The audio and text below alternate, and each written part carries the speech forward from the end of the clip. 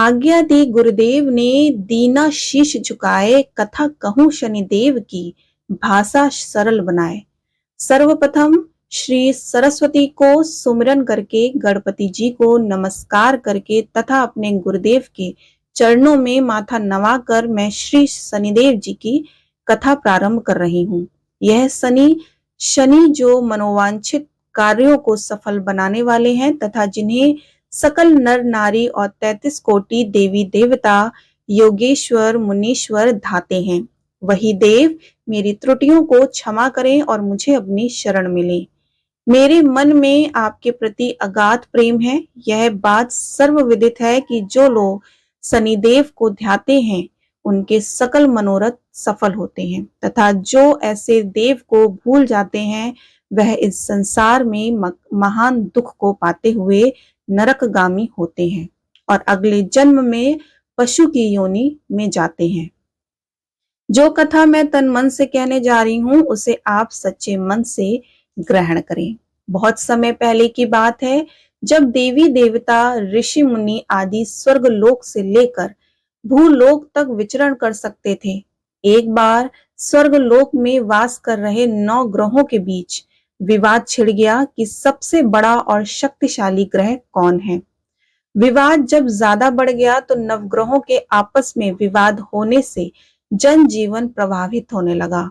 तब देवराज इंद्र ने उन्हें दरबार में बुलाया और उनकी समस्या को सुना, परंतु उनके पास भी इसका समाधान नहीं मिला। उन्होंने नवग्रहों से कहा कि आप लोग भूलोक में राजा विक्रमादित्य के पास जाएं, वही आपको इसका जवाब देंगे। नवग्रह राजा के पास पहुंचे। उन्होंने सवाल किया कि कौन सा ग्रह सबसे बड़ा और बलवान है। विक्रमादित्य पहले तो थोड़ा घबराए, फिर उन्होंने सोचा कि अगर वह कोई भी जवाब देते हैं तो ये आपस में ही बैर कर बैठेंगे, इसलिए उन्होंने अपनी सूझबूझ से एक उपाय निकाला। उन्होंने प्रत्येक ग्रह के लिए सोने, चांदी और लोहे के सिंहासन बनवाए और कहा कि जिसका जो भी आसन है धारण करें। जिसका सिंहासन सबसे पहले है सोने का है वह सबसे बड़ा, जिसका पीछे है वह सबसे छोटा। अब लोहे का सिंहासन सबसे पीछे था जो कि शनिदेव के लिए था। लोहे का सिंहासन सबसे पीछे देखकर शनिदेव नाराज हो गए।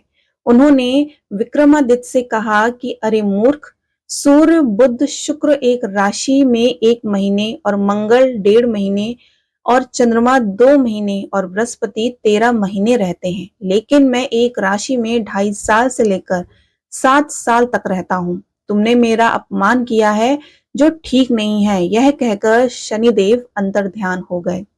अब वह दिन भी आ गया जब विक्रमादित्य पर शनि की 7.5 की दशा आई। अब शनिदेव घोड़ा व्यापारी के रूप में विक्रमादित्य की नगरी में जा पहुंचे। विक्रमादित्य ने घोड़ा पसंद किया और उस पर सवार हो गए।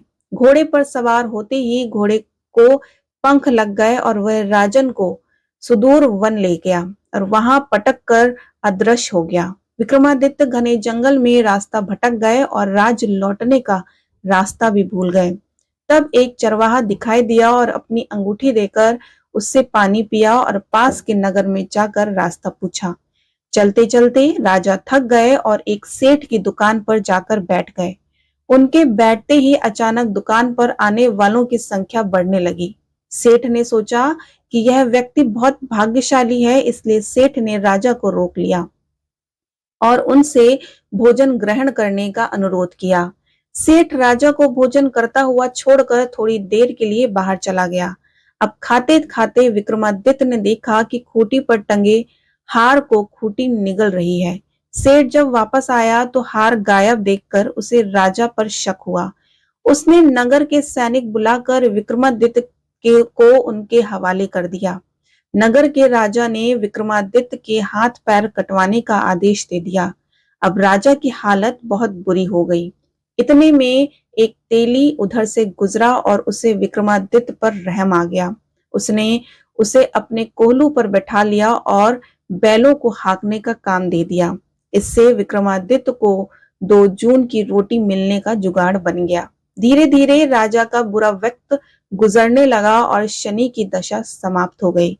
वर्षा ऋतु आई, मेघ छाने लगे और एक रात विक्रमादित्य मल्हार गाने लगे कि वही पास से राजकुमारी मनभावनी की सवारी निकल रही थी।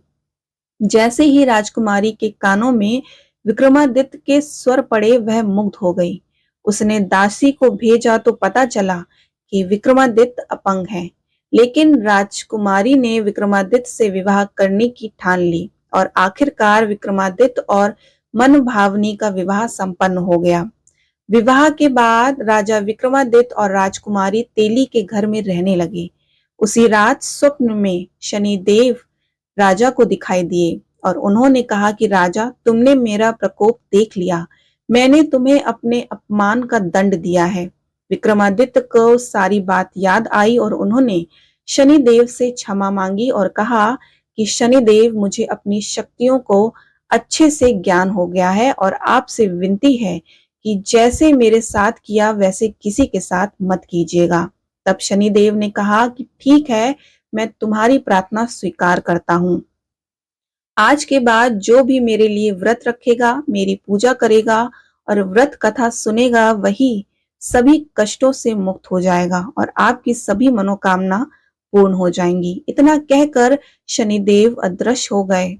जब राजा सुबह उठे तो उनके हाथ पैर ठीक हो गए और यह देखकर राजकुमारी को खुशी का ठिकाना नहीं रहा। तब विक्रमादित्य ने मनभावनी को पूरी आप बीती सुनाई। इसके बाद राजा ने अपने राज्य लौटने की इच्छा जताई। इधर सेठ को जब इस बात का पता चला तो वह दौड़ता चला आया और राजा से माफी मांगने लगा। राजा विक्रमादित्य ने उसे क्षमा कर दिया, क्योंकि वह जानते थे कि यह सब शनिदेव का प्रकोप की वजह से ही हुआ है। अब सेठ ने राजा को दोबारा भोजन का निमंत्रण दिया। यहाँ भी सबके सामने चमत्कार हुआ। जो हार खूंटी ने पहले निगल लिया था, वह उस हार को वापस उगल रही थी। सबने शनिदेव की इस माया को देखकर नमन किया। नगर सेठ ने भी अपनी कन्या का विवाह राजा के साथ कर दिया। अब विक्रमादित्य अपनी 2 पत्नियों के साथ अपने राज्य वापस लौटे और नगरवासियों ने हर्ष के साथ उनका स्वागत किया। अगले दिन राजा विक्रमादित्य ने नगर में घोषणा करवाई कि शनिदेव 9 ग्रहों में से सबसे शक्तिशाली हैं। प्रत्येक महिला और पुरुष को शनिवार के दिन शनिदेव की पूजा करनी चाहिए और व्रत कथा का श्रवण करना चाहिए।